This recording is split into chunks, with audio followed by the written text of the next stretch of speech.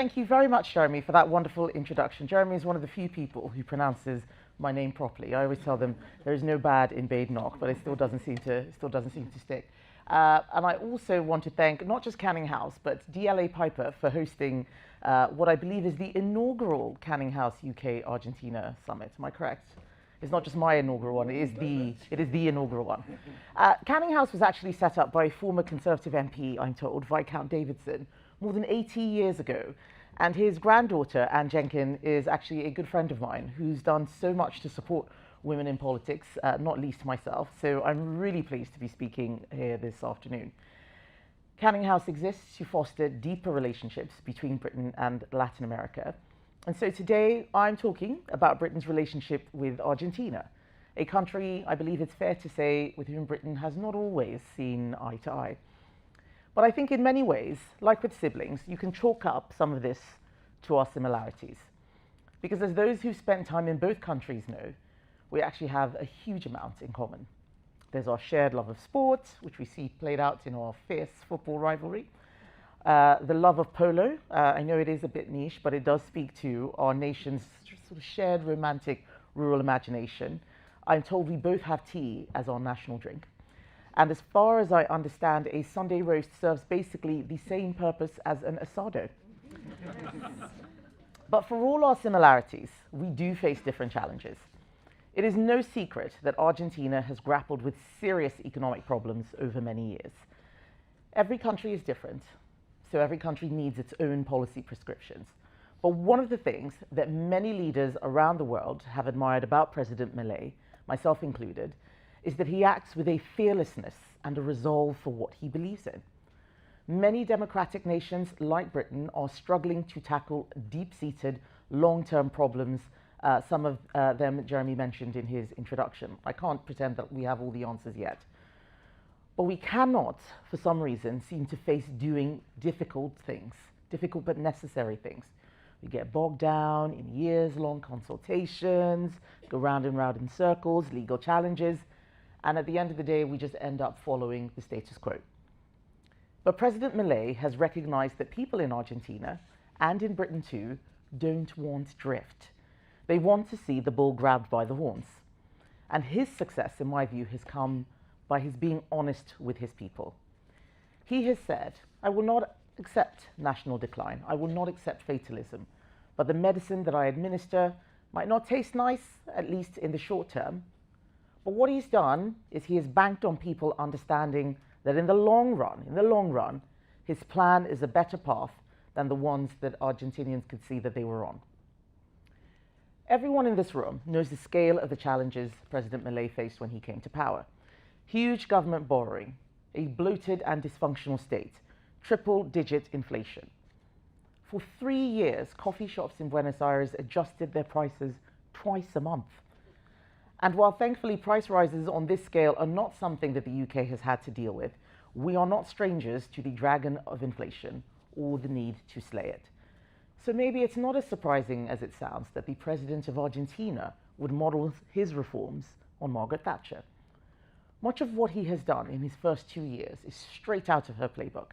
He has eliminated the fiscal deficit, cutting it from 5% of GDP to 0. He has reduced the number of government ministries from 18 to 9.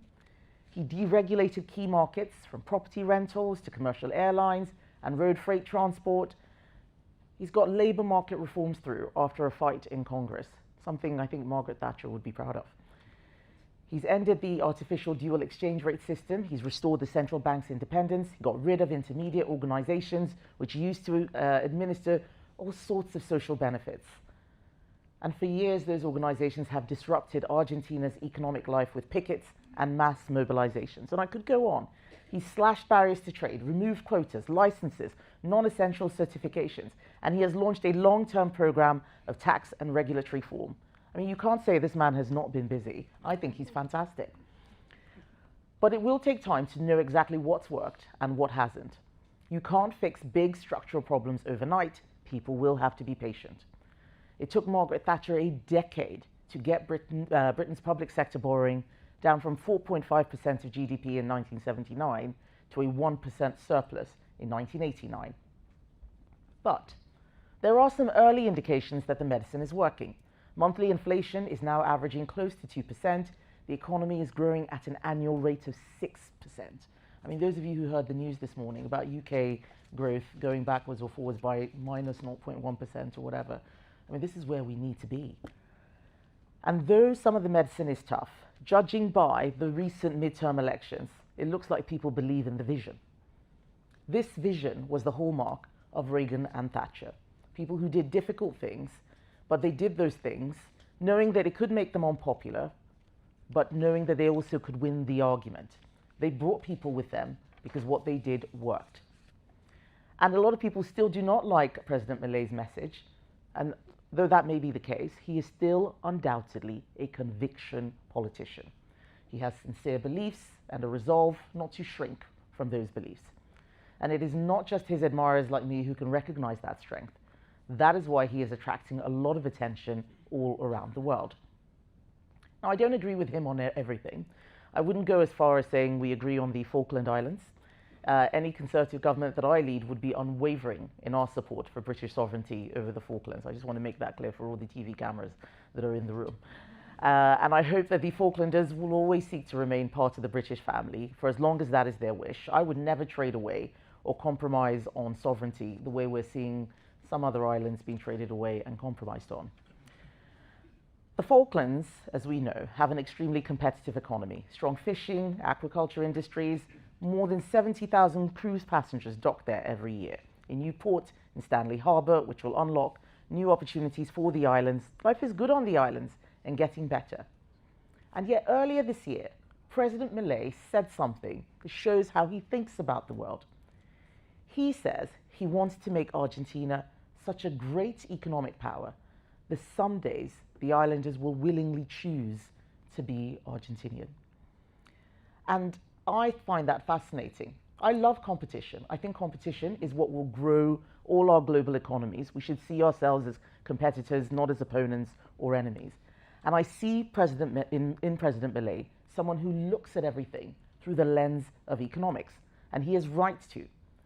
Every government, in the end, is judged on its economic record, because the reality is that everything relies on having a strong economy. The USA led the world for decades not because it was morally superior or because it had any birthright to do so. It led the world because it was economically unrivaled. And in many ways, it's the same story with Britain in the 18th and 19th centuries. If you want to be a great country, if you want to have influence in the world, you need to be a rich country. And if your economy isn't working, you need to pour all of your focus and all of your energy into fixing that economy. Everything else that's good will flow from that. Right now, in the UK, we have a government that is doing the complete opposite. While Argentina takes bold action to try and rescue its economy, our Labour government appears to have given up entirely. The economy seems to be so low down their list of priorities, I think it's starting to look like they're actually trying to make the UK poorer. Many of the problems that President Milei is grappling with, we face here in the UK too. And I would like the Labour government to actually look over there and learn some lessons. Just look at the list. High levels of national debt, a budget deficit constantly adding to that debt, growing interest payments to service it. We are grappling with poor productivity, skills shortages. And most concerningly, under this new Labour government, we are now starting to experience mounting capital flight too. Like many people in Argentina, Brits are increasingly living with a sense that we are leaving a poorer inheritance to our children. But while Argentina tries to mend an economy that above all else longs for stability, Britain is suffering from a different kind of disease. Like many long-standing Western democracies, Britain is facing a form of late-stage stasis. Our institutions, once set up to soften the sharp edges of a dynamic world-leading economy, have grown bloated and overbearing. Our population is aging, living longer, and expecting an ever higher quality of life as they age. At the same time, we face a growing and unsustainable rise in working-age welfarism. 1 million young people in Britain today are currently not in employment, not in education, and not in training. This collapse in the ratio of people working is putting more and more pressure on public spending, and those left working are facing higher and higher bills. In their energy bills, as green levies and net zero dogma means they pay some of the highest rates in the world, to government taxes to fund all this inactivity, in red tape, as they try to navigate the overreaching tentacles of a bloated bureaucracy with nothing better to do. And instead of fixing it, this Labour government are desperately trying to keep the furnace going by taxing people more and more, punishing people who do the right thing. And in doing so, pushing us deeper and deeper into this slump. Britain has stopped working because for too many, it has stopped making sense to work.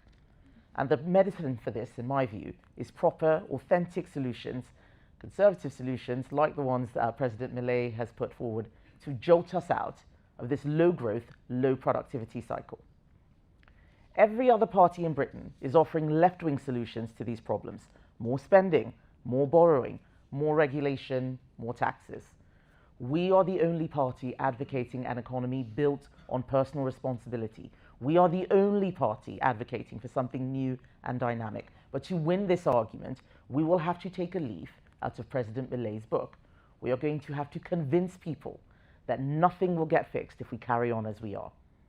We're going to have to convince people that doing difficult things does require sacrifice, and that more government spending isn't kind, it's cruel. The British economy doesn't need quite the same shock therapy as Argentina, but we can learn from Argentina that stability matters as much as tariffs or budget deficits. And what President Milei has shown us is that you can do big things quickly if you have a plan and you bring people with you politically. And I've seen it happen in government where people become defeatist. They get wrapped up in bureaucratic ideology and status quo, that nothing can change, things are just the way they are. Things can change. It just depends on how bold you are and how honest with people you're willing to be about what needs to be done and having a plan. Every country's choices are its own. Argentina's are Argentina's, and Britain's will be Britain's. But the fundamentals don't change. Tell the truth, focus on the economy, and keep going even when it's hard. What's necessary isn't easy. It takes discipline, patience, and a leader willing to see things through. Presidents Milei and I look at the world through a similar lens. We don't believe that decline is inevitable. We believe that our country's best days still lie ahead if we have the courage to change course. So I look forward to a government that I lead being friends with Argentina. Our trading relationship is actually still modest for two G20 countries. There's room to do a lot more together between Britain and Argentina in services, clean energy, mining, and even food. And if we focus on what really matters to people in Britain and in Argentina, opportunity and the cost of living, then we will leave a great inheritance to our children. Thank you.